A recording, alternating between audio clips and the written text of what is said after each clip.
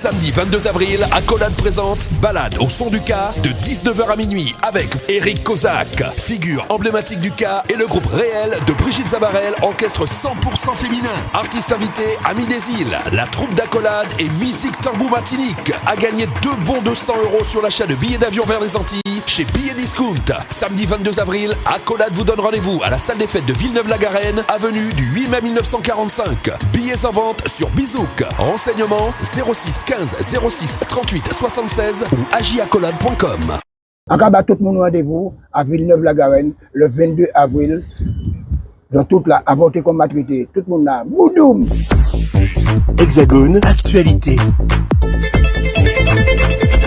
Pour une première news, nous sommes sur le Salon international de l'agriculture, le dernier jour de cette édition 2023 avec la présence des régions d'outre-mer. Et puis, il faut dire que ici, tout est représenté. Il y a les vaches, les chevaux, tout ce que l'élevage peut comporter et tous les produits du terroir, que ce soit des régions de France ou des outre-mer. Ma compagnie, Lucien Salibert, qui est le président de l'Assemblée Martinique, qui a vécu toute cette semaine au niveau du stand de la Martinique, qui a sillonné aussi les autres régions d'outre-mer. Alors, comment vous avez vécu cette semaine, monsieur Salibert? Eh bien, tout d'abord, c'est une excellente semaine. J'ai eu beaucoup de plaisir à visiter ce salon de l'agriculture. Et en particulier, effectivement, les stands de toutes les organisations agricoles des DOM, Martinique, Guadeloupe, Guyane, Tahiti, Réunion, vraiment, j'ai eu un énorme plaisir à visiter effectivement tous ces stands. Alors, ce que je peux en tirer, c'est déjà que ça soit une très bonne chose, 3 ans après, que la Martinique puisse être représentée à ce salon de l'agriculture. Nous avons eu, en plus, je dois féliciter aussi tous ces exposants qui ont pris de leur temps pour pouvoir faire la promotion de notre pays Martinique. Mais ça n'a pas été, c'est vrai que ça n'a pas été sans résultat, puisque vous savez que nous avons eu toute une série de médailles, je crois plus d'une trentaine de médailles pour les Roms. Voilà, donc 19 je crois, médailles d'or. Donc je suis extrêmement satisfait du résultat de ce salon. Maintenant, je suis aussi satisfait parce que j'ai eu l'occasion de faire part à la France entière et à toutes les organisations agricoles, Martinique, Guadeloupe, Guyane, Réunion, Tahiti, j'ai pu faire part un petit peu de notre nouvelle stratégie agricole, celle que nous voulons mettre en place en Martinique, qui vise en particulier l'agroécologie. Nous en avons parlé avec les différents responsables, avec les agriculteurs. Nous avons dit là où nous voulons aller, nous avons dit quels sont nos espoirs, parce qu'effectivement, nous avons dit et répété qu'en plus de la canne, du rhum et de la banane, il y avait lieu pour nous de faire en sorte que les échantillons que vous voyez ici de produits alimentaires de la Martinique deviennent de vraies productions et qu'enfin, nous puissions augmenter notre autonomie alimentaire dans le pays Martinique. Ça a été important pour moi de faire passer ce message et de dire comment nous entendons le réussir. Autrement dit, aujourd'hui, il faut aller plus loin au niveau de l'agriculture de la Martinique. Il faut absolument surtout assurer une meilleure autonomie alimentaire de la Martinique. Je rappelle encore une fois que nous importons 80% de ce que nous consommons et qu'il est important de passer de ces 20% de production à 40 voire 50%. Et pour cela, nous avons besoin des organisations agricoles, nous avons besoin des propriétaires terriens, nous avons besoin qu'il y ait une synergie du monde agricole pour faire évoluer notre autonomie alimentaire. C'est un secteur que la collectivité territoriale de Martinique soutient activement? Absolument, c'est un secteur que la collectivité en elle-même soutient. Monsieur Letchimi, le premier, moi avec. Surtout que moi, je suis originaire d'une commune agricole. Ah oui. Je suis originaire et les agriculteurs, le monde vert. Et les agriculteurs attendent énormément de nous, tant sur le fond que sur la forme. Tant sur les finances que sur l'accompagnement, sur l'innovation que sur le numérique. Donc, les agriculteurs attendent beaucoup de nous et nous aussi nous attendons beaucoup d'eux. Mais nous voulons que nous puissions nous asseoir tous ensemble, le monde agricole autour d'une table, pour faire évoluer l'économie de notre territoire. Alors, le chlordécone a quelque peu perturbé le secteur agricole. Oui, aujourd'hui, on va vers une agriculture propre. Oui, il faut qu'on aille. Alors, il y aura déjà le curatif. Savoir comment les terres qui ont été chlordéconées, comment nous allons tenter de les dépolluer avec toutes les techniques nouvelles, avec de l'innovation. mais aussi toutes celles qui ne sont pas chlordéconées et toutes les terres aussi qui sont en jachère.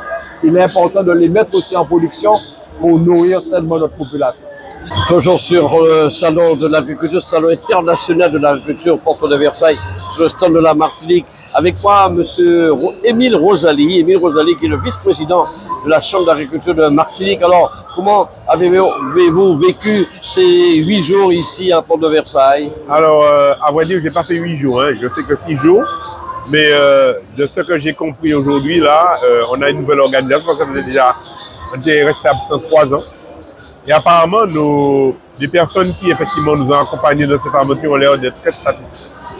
Et donc là, on a une nouvelle formule cette année où nous sommes tous regroupés au même endroit. Voilà. Alors, on voit beaucoup d'exposants. Il y a aussi la coopération des cuisiniers, pâtissiers, voilà, tous les produits du terroir. On peut dire que c'est un bon coup pour la Martinique, cette édition 2023. Oui, bien sûr. C'est un bon coup. Et en plus, comment dire, il y a des gens qui sont venus avec des nouveautés cette année et qui font goûter. On voit bien que les gens sont très... tout ce qui est cuisine antillaise et tout. Les gens aiment les épices, les gens aiment le goût des Antilles. Et on voit que les gens se précipitent dans les restaurants. Tous les restaurants antillais qui sont là, ils sont pris d'assaut. Hein, je ne sais pas si vous avez remarqué. Absolument. Et que les gens se régalent. Absolument. Alors, le secteur agricole à Martinique, comment il se porte, monsieur le vice-président? Alors, nous sommes parfaitement dans une réorganisation. Vous savez qu'aujourd'hui, il y a des problèmes de pénurie d'eau, il y a des problèmes de sécheresse, il y a des problèmes de coût des intrants. Mesdames et messieurs, nous sommes sur le stand de la Martinique et je vous invite à une découverte. Juste 2 minutes. 2 minutes. 2 minutes, c'est 2 minutes. Ouais. Alors, je disais que... Le secteur agricole, comment il se porte aujourd'hui? Oui, alors je disais qu'aujourd'hui, on est dans des difficultés puisque vous voyez bien que la pénurie d'eau, il y a des problèmes des intrants qui nous reviennent très très cher.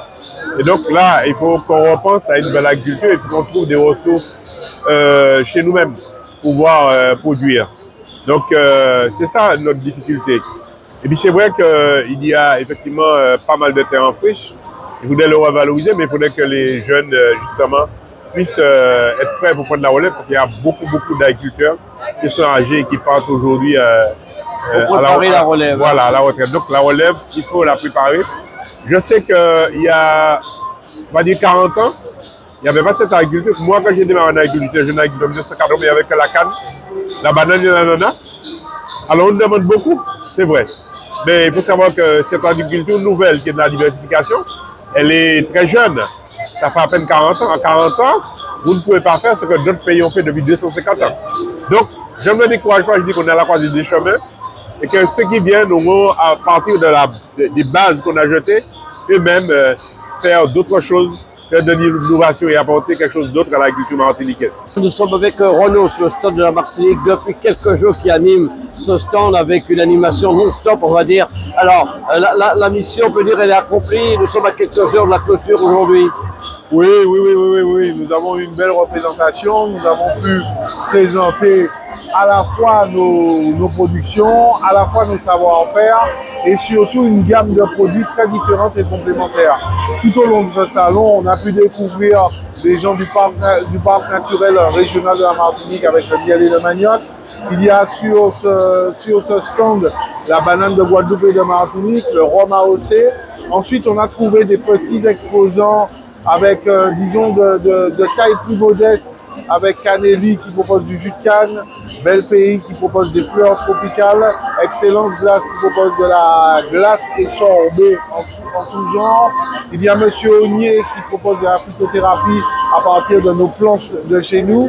Il y a derrière moi la Corporation des cuisiniers et pâtissiers de Martinique qui ont fait un énorme travail de présentation des savoir-faire de l'art culinaire et surtout de comprendre et expliquer que nous ne sommes pas enracinés dans quelque chose de passé, mais au contraire que nous nous approprions nos recettes traditionnelles et qu'on les revisite ou on les rafraîchit ou on leur donne en fait un caractère contemporain. Il y a avec nous Innovagro. Innovagro, c'est un ensemble de professionnels de l'agroalimentaire qui sont venus présenter leur production, leur gamme de produits. Il y a la confiserie, la pâtisserie, il y a les produits cosmétiques avec Cadalis, donc, et Cœur des Îles. Voilà, j'ai nommé tout le monde. Donc en fait, on a eu un éventail d'exposants qui est très large, très riche, et la restauration avec au pays aussi. très très riche et qui a permis de brosser en fait une Martinique et notre Martinique. Et c'est vrai qu'à travers l'animation, on a l'impression que vous vantez le monde agricole, mais vous vantez un peu la Martinique tout court. Mais à partir de, faut pas oublier que sur le stand institutionnel, il y a le comité martiniquais du tourisme. À partir du moment où on vient sur un site, sur un salon qui draine énormément de personnes pendant un temps aussi long, 9 jours, c'est pas court, et aussi loin de la Martinique, inexorablement, c'est une chance de pouvoir présenter notre destination et notre territoire. Donc c'est tout naturellement que nous avons avec nous le comité martiniquais du tourisme et que ensemble, la Chambre d'agriculture et le comité martiniquais du tourisme, en partenariat, collaborent pour présenter la Martinique sous tous ces angles-là. Puis Renaud qui dispose d'une structure à la Martinique, là encore pour vanter la culture, le patrimoine culturel de la Martinique. Oui, effectivement, je suis moi-même exploitant agricole et paysan, j'aime bien me définir sous ce terme-là. Et sur l'exploitation, il y a aussi une activité de visite à la ferme et où je propose une immersion dans la culture rurale et notamment la culture des morts. Je me rends compte que notre société, donc à la fois nos compatriotes, sont pas forcément initiés à la tradition et encore plus ceux qui viennent d'ailleurs, donc les touristes, qui vont fréquenter notre île et qui seront demandeurs de produits authentiques. Donc ça fait quelques années maintenant que je propose un produit de découverte et d'initiation à la culture des morts. La compagnie Air Caraïbes également sur le stand de la Martinique au sein du Salon international de l'agriculture. Alors, c'est vrai, que fait une compagnie au niveau de l'agriculture, monsieur Stanley Jomy? Alors bonjour, alors nous avons décidé de venir représenter la compagnie sur le Salon de l'agriculture auprès des différentes chambres, la Martinique et la Guadeloupe, afin de pouvoir montrer notre soutien aux agriculteurs et aux équipes qui œuvrent pour le secteur agricole des Antilles. Donc nous avons décidé de mettre en jeu 4 billets d'avion pour la Martinique et 4 billets d'avion pour la Guadeloupe. Donc c'est vraiment pour pouvoir montrer notre soutien auprès des ouvriers agricoles. Alors ces billets ont été gagnés déjà? Concernant la Guadeloupe, il y a déjà eu 3 jeux concours. Il y a un dernier cet après-midi à 16h. Et les 4 billets pour la Martinique seront réalisés via un tirage au sort qui aura lieu à la fin du Salon de l'agriculture où les gagnants seront contactés directement soit par téléphone ou soit par mail. Quel est l'impact d'une telle opération pour Air Caraïbes? Et pour nous, nous sommes conscients que les billets d'avion ont augmenté. C'est pour pouvoir accompagner également les voyageurs pour qu'ils puissent pouvoir comprendre pourquoi les tarifs ont-ils augmenté, les causes de ces augmentations et pour pouvoir voir avec eux s'ils ont des projets de voyage vers les Antilles dans les mois à venir. C'est possible de me répondre, mais ces augmentations touchent énormément la population ultramarine aujourd'hui. Bien et sûr. Tout le monde en parle. Selon vous, est-ce qu'on peut espérer une baisse de ces tarifs? Pour le moment, il est trop tôt pour pouvoir parler d'une baisse. Mais en tout cas, nous essayons de stagner les prix, donc c'est-à-dire que nous essayons de ne pas les augmenter pour vraiment réduire l'impact que le coût, que la hausse subite a engendré auprès de nos consommateurs. Nous avons beaucoup de visiteurs qui sillonnent ces coulisses du stand des régions d'outre-mer. Avec moi, Jean-Claude Nemo, qui depuis quelques jours sillonne aussi, on va dire, ces stands d'outre-mer. Alors, le monde agricole pour Jean-Claude Nemo, qu'est-ce que ce monde symbolise pour Jean-Claude? D'abord, je suis de Saint-Pierre et Maudit Vernet d'adoption. Et en tant que Maudit Vernet, je suis un ami intime du président Lucien Salibert, un ami d'enfance en plus. Et avec Lucien, nous avons toujours partagé les mêmes valeurs déjà et mis aujourd'hui, des années après, le doigt sur tous les problèmes qui peuvent se présenter en Martinique au niveau de la production, donc c'est des choses qui m'intéressent pas de très très près parce que je suis dans la musique, mais qui m'intéressent tout de même. Parce que je vais souvent en Martinique et je fais mes courses comme tout le monde et je vois bien que quand j'achète par exemple 1 kilo de tomates en Martinique, la tomate qui vient de Martinique même, je la paye plus cher que la tomate qui vient de Costa Rica ou d'ailleurs. Mais il y a des réponses à tout et il m'explique souvent le pourquoi des choses. Et vu que la tomate, par exemple, c'est un exemple parmi tant d'autres, est produite en plus petite quantité que la Costa Rica, et que la personne qui l'a fait la tomate en Martinique va être payée plus cher que celui qui fait la tomate à la Costa Rica. Donc c'est ce qui explique les choses. Mais quand on ne sait pas tout ça, on a des a priori, on a des manières de penser qui sont peut-être pas les bonnes. Donc je viens ici pour m'informer des choses, pour ne pas raconter n'importe quoi après, et surtout pour quand je reviens dans mon pays, pour essayer d'amener ma petite pierre à l'édifice si c'est possible. Alors évidemment, il y a les tomates, mais alors, est-ce que tu as un produit, je crois, que tu aimes particulièrement? On a l'igname, on a tous les produits, tous les légumes. Il y a un légume en particulier que tu aimes bien? Mais quand j'étais petit, enfin, ma mère aimait beaucoup les choux durs, les petits choux durs, pas les mamans chauds, mais les petits choux durs. Et j'ai appris avec elle à aimer ce légume que beaucoup de gens n'aimaient pas parce que c'était trop dur. Je préférais l'igname, je préférais le dachine. Moi, j'adore ça.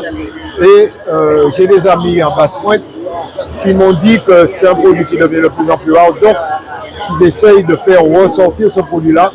Et dès ma prochaine visite à Martinique, je compte monter à Basse-Pointe pour essayer de voir comment on remet ce produit-là au bout du jour.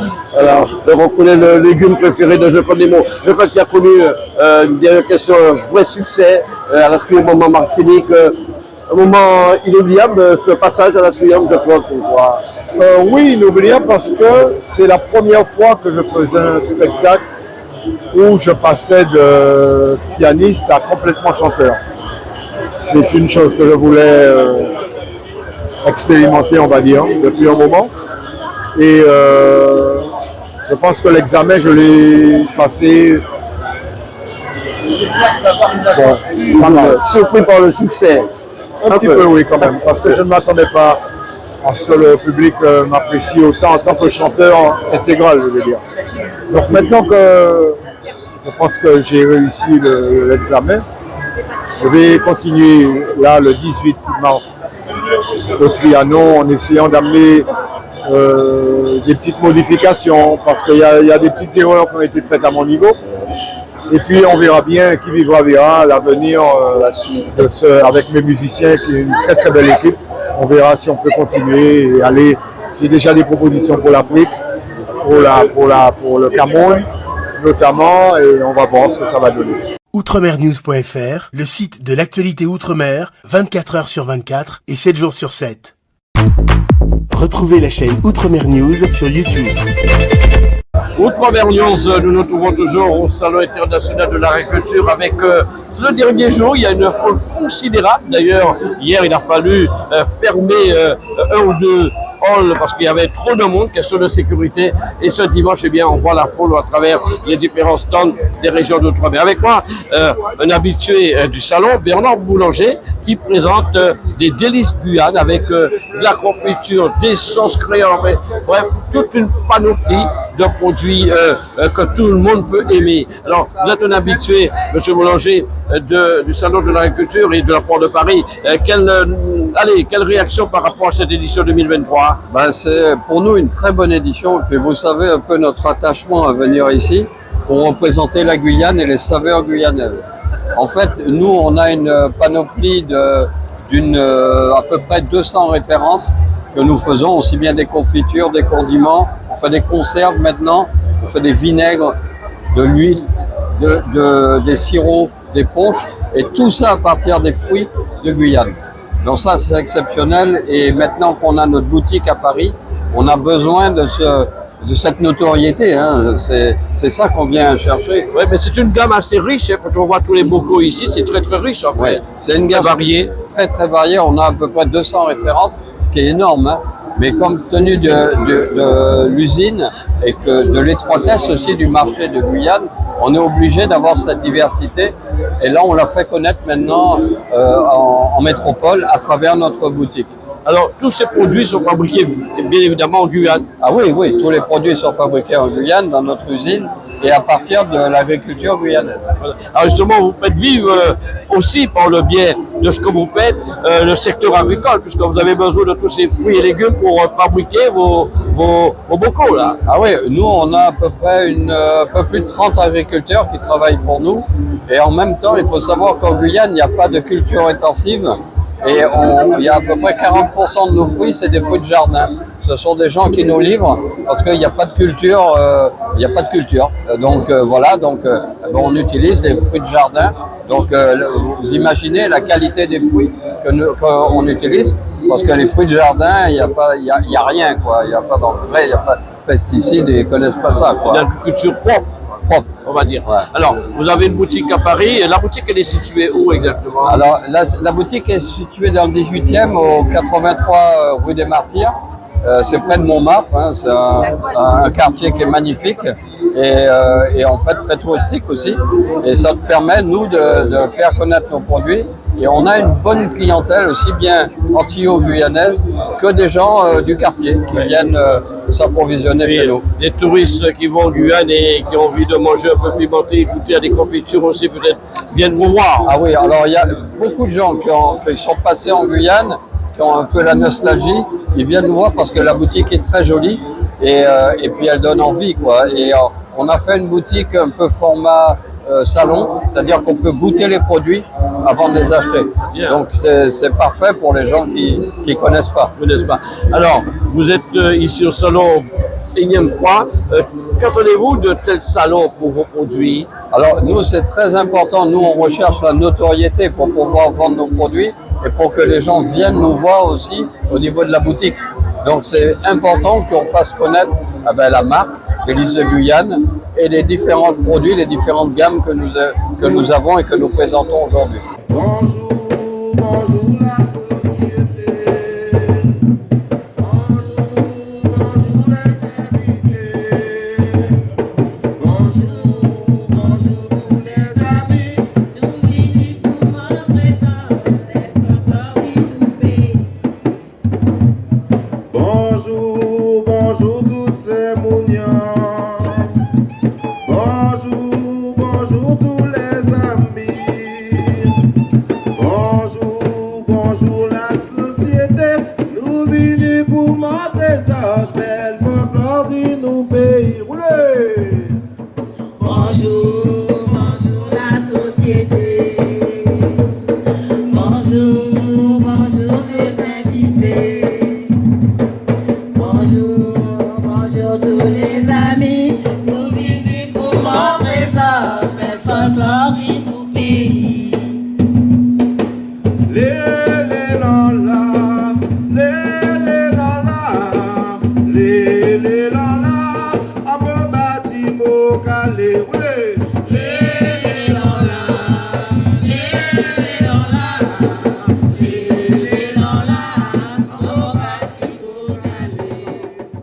Outremernews.fr, le site de l'actualité outre-mer, 24 heures sur 24 et 7 jours sur 7. Retrouvez la chaîne Outremer News sur YouTube.